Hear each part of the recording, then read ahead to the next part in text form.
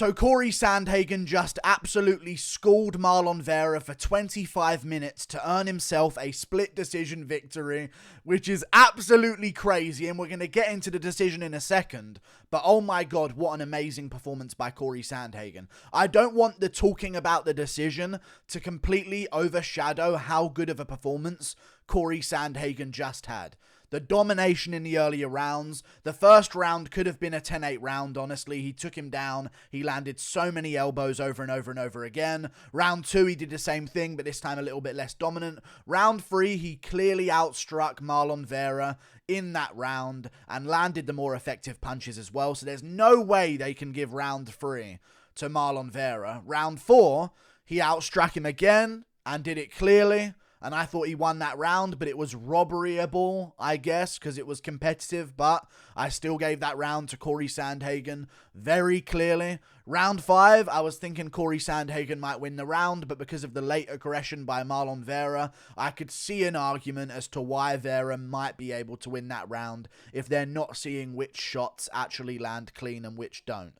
But I still gave round 5 to Cory Sandhagen and had it 50-45. But Joel Ojeda had it 48-47 Marlon Vera. How is this a thing? I don't... And by the way, I called Cory Sandhagen 49-46, 50-45. I said he would do that. So I'm going to pat myself on the back a little bit here because I called the fight perfectly. Either way, how did they score that fight for Marlon Vera? How in any way does that fight get scored in favor of Marlon Vera? I can maybe understand if you are partially blind, giving round 4 to Marlon Vera and round 5. That's if you're partially blind. Round 5, I'm not going to be up in arms about it. You know what I mean? I get it. Sandhagen didn't do too much with the top position with the takedown. Marlon Vera technically did land up kicks despite them being illegal, and he landed a few of them as well. And Sandhagen was complaining about that.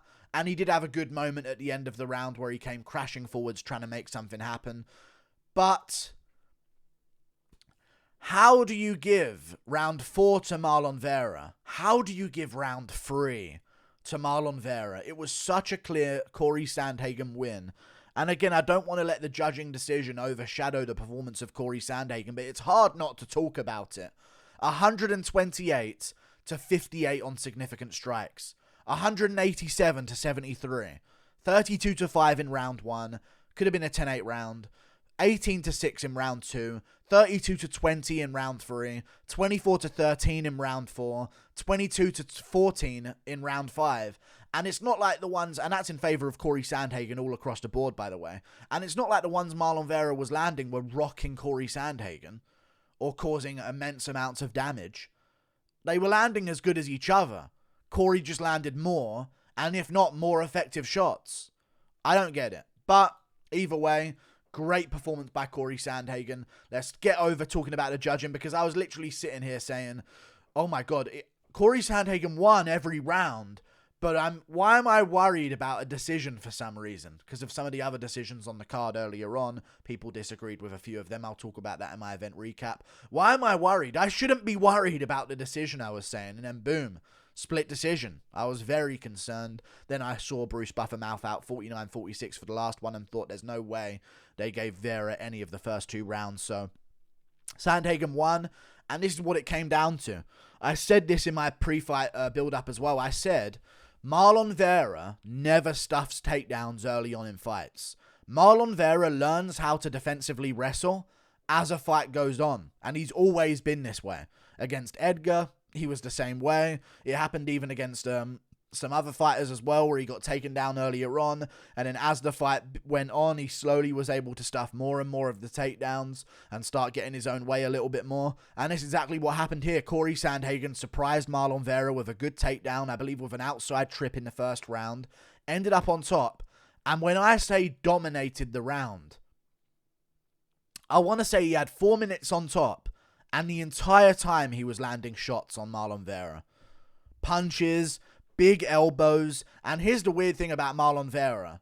He needs to be studied. Scientifically, we need to get some kind of...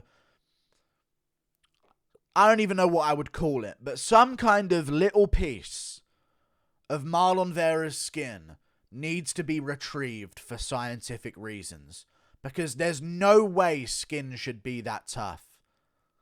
I don't understand. A sample. We need to collect a scientific sample of Marlon Vera's skin. Okay? That's what we need to do. Just a little bit off of the cheek. Why does this man not show damage? Cory Sandhagen was on top of him for 4 minutes of round 1. Maybe 3 minutes of round 1, I should say, sorry. The last 3 minutes of the round. Dominated it. Landed over and over and over again. Massive elbows to the head. Massive elbow. Massive slicing elbow. Massive slicing elbow. Over and over. And he got cut in that round. Somehow. And Vera stands up like nothing's happened to him whatsoever other than a little mark under his eye. No cuts. I think Sandhagen literally was intending to cut Vera, so he'd have to fight with a cut for the rest of the fight, but it just doesn't work on Vera for some reason. Round 2, Sandhagen did the same thing, shot a great takedown towards the end of the round, surprised Marlon Vera with it, and ended up on top. Didn't do as much on the top position this time around, but was able to keep good control time and work on Marlon Vera and land good shots to the body and the head in the ground and pound position. Not so many big strikes this time, so it wasn't as dominant of a round, but Marlon Vera eventually got up at the end. But Sandhagen was winning on the feet as well, chopping the legs, going to the body, going to the head, landing uppercuts. We'll talk about that, but that's because that comes to round 3. Sandhagen's uppercuts were massive. And he is really smart for picking that out as a shot as well. Really, really smart for picking that out as a shot, because Marlon Vera, the reason why he's able to take so much punishment in his fights is because he tucks his chin and hunches over whenever anyone throws anything at him. This is to make sure that the top of his head, the cranium right here, is taking all of the punishment.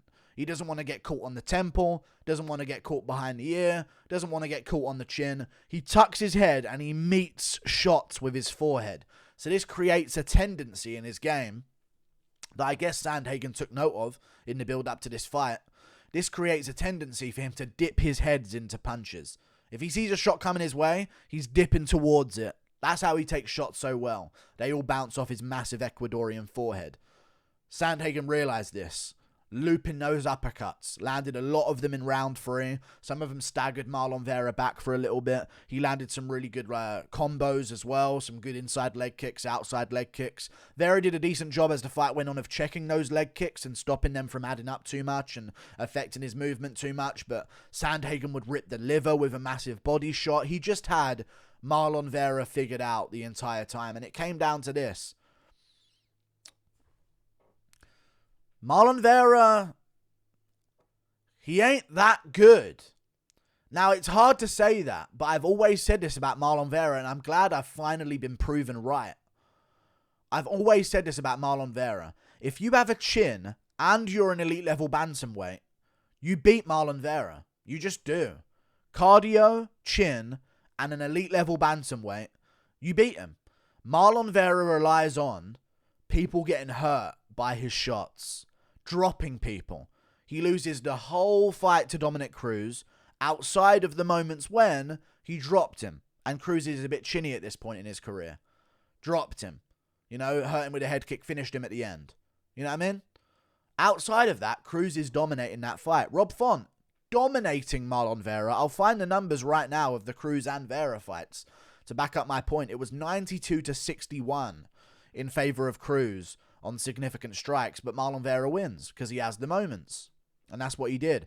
It was 271-159 in favor of Rob Font against Marlon Vera. But 3 knockdowns from Marlon Vera mean he wins that fight 3 rounds to 2 or 4 rounds to 1 because he hurt Font in another round but didn't knock him down. So Font's pretty chinny. Doesn't move too well, but he's an elite level bantamweight. Cruz is pretty chinny.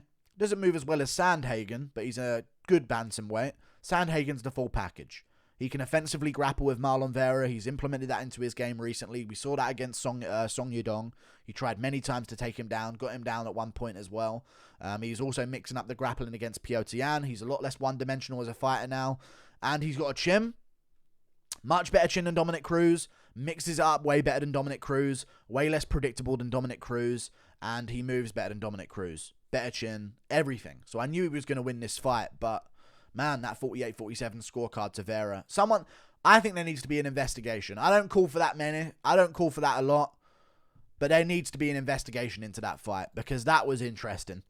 That was incredibly interesting that happened. But, oh well. Sandhagen wins. Dominates the fight. Round 4, he won it. Close, competitive. Vera had a moment where he landed like a popping 1-2 that definitely landed clean on Cory Sandhagen, but a lot of his shots were getting blocked, or Sandhagen was barely moving out of the way of him, or he had moments, you know what I mean? Sandhagen won the fight. That's just how it is. More shots landed, more effective shots landed, cleaner punches, combinations that he was landing as well, finishing with a shot to the body or the leg. Shooting takedowns, failing them, but sometimes, you know, pushing him up against the cage and landing an elbow off the break. Cory Sandhagen won. Even round 5 he won. And there was cheating from Marlon Vera, which I need to mention as well. He cheated in this fight. He did. He cheated in the fight. Round 5. Grabbing the gloves, fingers in the eyes, on the floor. He was desperate. And Vera knew that. If only Vera had the mindset of Joel Ojeda to think that maybe he could have won without the cheating, but he was in a cheating mindset in round 5 because he knew he was losing desperately. Fingers in the eyes, fingers in the gloves on the ground, and then as Sandhagen's posturing on his knees, Marlon Vera upkicked him like 3 times in the face. 3 times in the face, Marlon Vera upkicked him, and Sandhagen's like, I'm a grounded opponent right now. He's kicking me in the face, ref, and the ref was just like, yep, keep going. Let it happen. I wouldn't be surprised if they really wanted Marlon Vera to win. And I don't blame them. It would have been better if Marlon Vera won this fight. There's the storyline with Sean O'Malley. There's also the fact that Sandhagen got dominated by Aljo. You'd rather have a fresh contender that hadn't been dominated by Aljo before. That would be a much more exciting build-up. But, yeah, I guess next up we got Marlon Vera versus Piotr Jan. Sign me up. Main event of an Apex Fight Night any day of the week. Make it happen. Other than that, Cory Sandhagen called out Merab Dvalishvili, so I guess that fight's going to be next as well. Really good call out. He had a little cheesy line at the end where he said, "I got something. You said you're hungry. I got something for you to eat, but you ain't going to like the taste." It was interesting. I hope it's a flying knee straight on that little gremlin's face. That's all I'm going to say about it.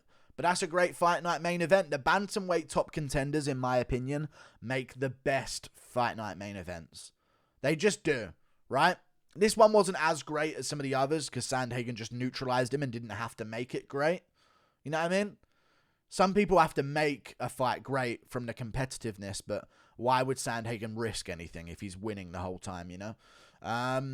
But yeah, I really believe that bantamweights make the best fight night main events. So we've got probably a fight night main event in July or August. We got to space it out a little bit because I know O'Malley's going to get a title shot against the winner of Aljo versus Cejudo, and then the winner of Sandhagen Merab got a fight for a belt. Hopefully it's a flying knee from Sandhagen against that little goblin cuck. That'd be perfect. But other than that, Marlon Vera got dominated and figured out once and for all. Exactly how I said it would happen as well. Exactly how I said it would happen.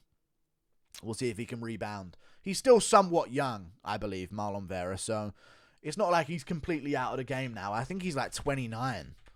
Maybe 30. He's 30. Probably recently turned 30 as well. He turned 30 in December. Yeah. Yeah, he's pretty young. He's pretty young. So he's still got time to bounce back. He's still made a bunch of money in his career. He's always fun whenever you put him against someone on his level at least. And we'll see what he can do on a rebound. But Sandhagen proved what I knew, which is that he's the better Dominic Cruz. That has a much better chin and ain't going to get rocked and hurt all the time like Rob Font and Dominic Cruz did. Like and subscribe. Thank you for watching. Toodle Pip. I'll see you later. That judge needs to be investigated immediately. Goodbye.